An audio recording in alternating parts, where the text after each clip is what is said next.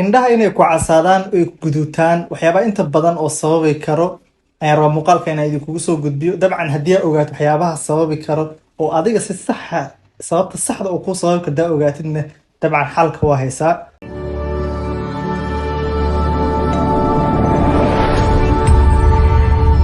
mar kale waa aniga aad sharaxyaha ugu barateen muuqaalada ku saabsan indhaha iyo aragga.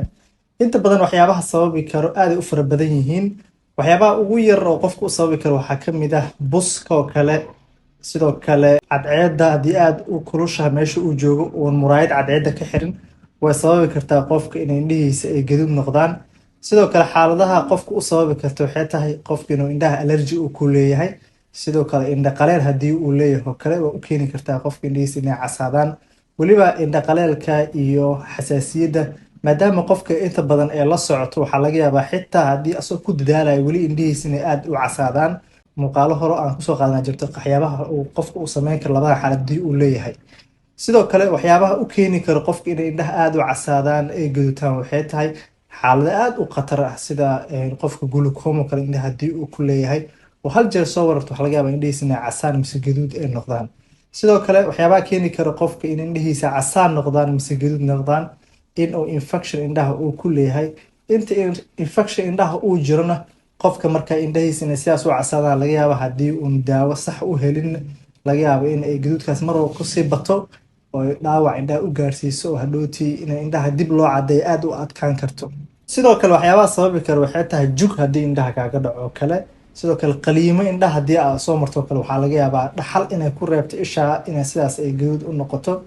marka intaas aan soo sheegnay waxay ahaayeen waxyaabo iska fudud oo qofka indhihiisa gaduud mise casaan ku dhigayo ilaa qofka xaalado khatar ah oo indhihiisa casaan mise gaduud ka dhigi kara ayay isugu jiraan. marka haddii indhahaaga casaan mise gaduud noqdaan waxaa lama huraan marka inaad dhakhtar indhaha tagtid oo sababta saxda uu ku keeni karto indhahaaga inay casaan mise gaduud noqdaan la ogaado.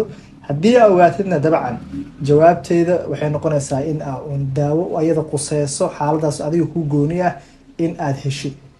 ugu dambeyntii adiga indhahaaga casaan mise gaduud ma yihiin xalna ma u heshay indhaha inay casaantaas gaduudkaas ay ka babaado indhaha sida cadaan ay u noqdaan. haddii aa u heshay iyo haddii aadan u helinba qaybta commenti nagula wadaag. sidoo kale maxaa jeclaan lahayd oo ku saabsan indhaha casaan gaduudka ah oo adiga kuu sababtay oo muuqaalada soo socdaan kaga jawaabno xalka saxda oo xalintaas quseyso. sidoo kale qaybta commenti noogu reeb. intaas ayaa muuqaalkeena kusoo gabayn. haddii aa muuqaal ka faa'iidaysta like noo saar. meel walba adduunka joogtiin waxaa dirjaa caafimaad iyo indho fayow.